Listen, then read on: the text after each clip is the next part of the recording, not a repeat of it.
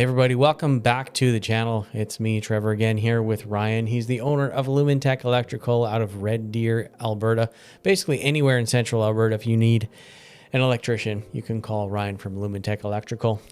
So today, if you're a homeowner in Alberta, especially in the Red Deer area, you've likely experienced some form of electrical issue, whether it's a flickering lights, tripping breakers, or outlets that just don't work right.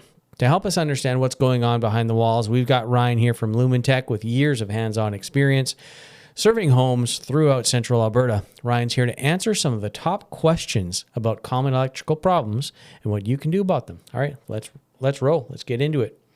Hey Ryan, what typically causes lights to flicker in homes? Is it because the bulbs are bad or is it something else? It could be either. So a bad bulb, especially LEDs, they will flicker. Or it could be a loose connection or something else similar to that. The easiest way to check, if you don't want to call an electrician right away, is to take the bulb out, move it to another fixture that's not flickering, take that bulb and put it in the one that was flickering.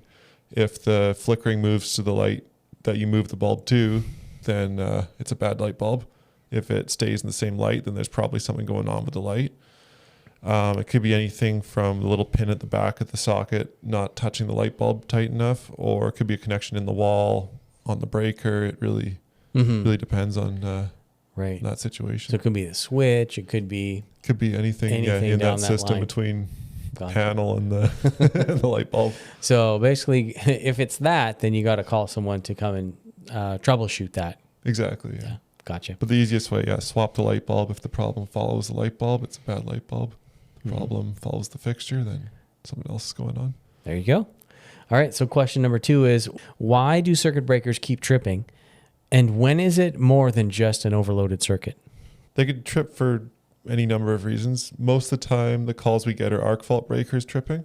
So any kind of sustained spark will trip an arc fault. So turning a light switch on and off will always make a tiny spark. That shouldn't be enough to trip the arc fault breaker.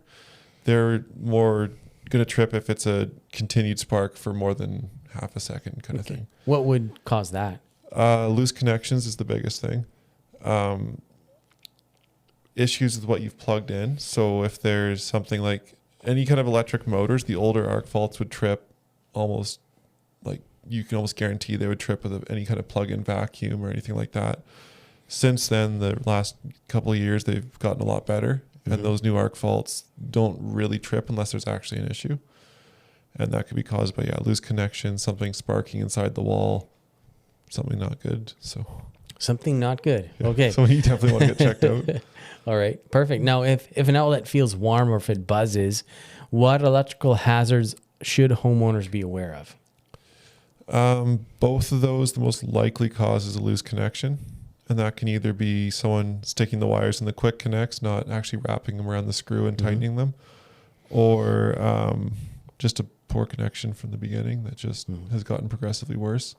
Every time you use it and it's got a bad connection, it heats up. And when metal heats up, it expands, making the connection looser every time it heats up and cools down. Right. Now, what about, would that be caused in the event of someone having aluminum wiring? It could. Aluminum reacts worse to heat than copper does.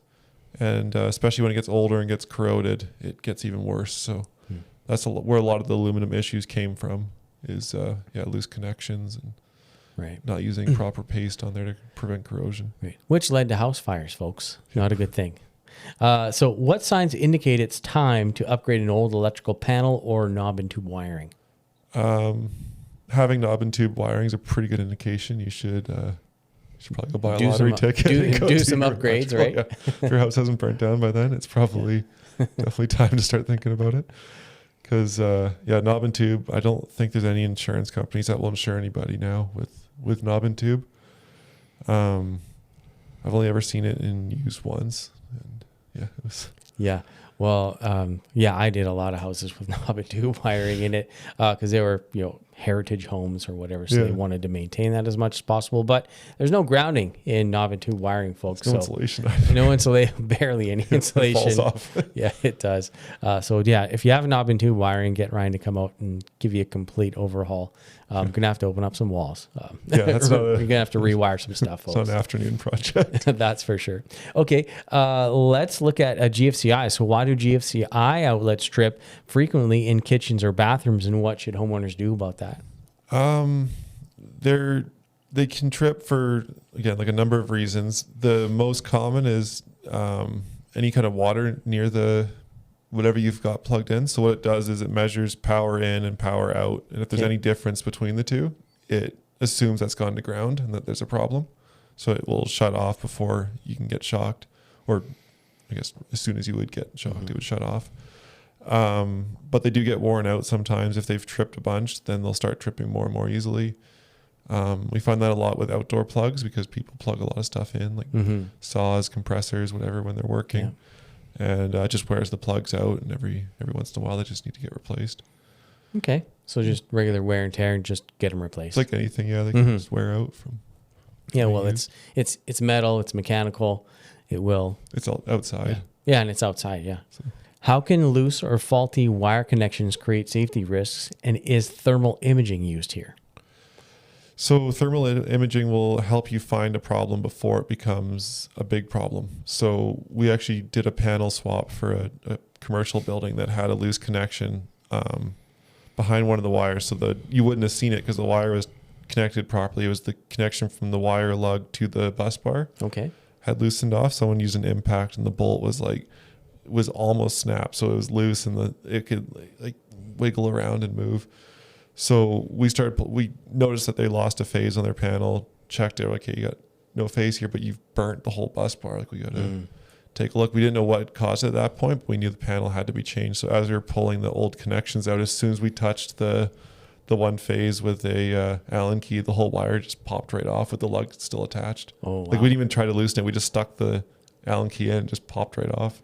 Oh, wow. And that was the problem they had. But had they had someone come in and check that would have been a couple $100 versus a few thousand for a panel upgrade.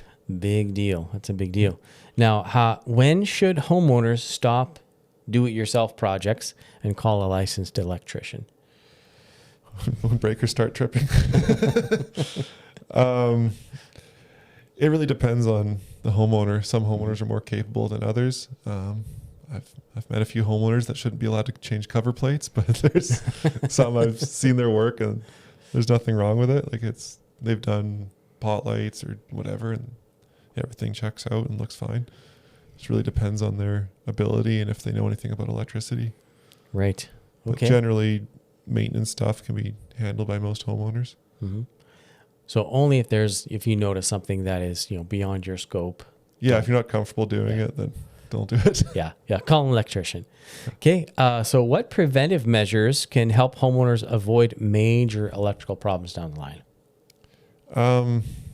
You're better off calling someone sooner than later. So if you notice a couple lights flickering here and there, you're better off calling right away than when you start losing more and more lights, or when you start having plugs not working, appliances not working, that sort of stuff. Gotcha. Usually when more and more things go, the problem gets bigger and bigger, and what could have been a simple connection being redone it could be a panel. Okay. All right. Awesome. Well, that sounds good. Thanks so much for sharing your insights and wisdom with us today and your expertise in the electrical field.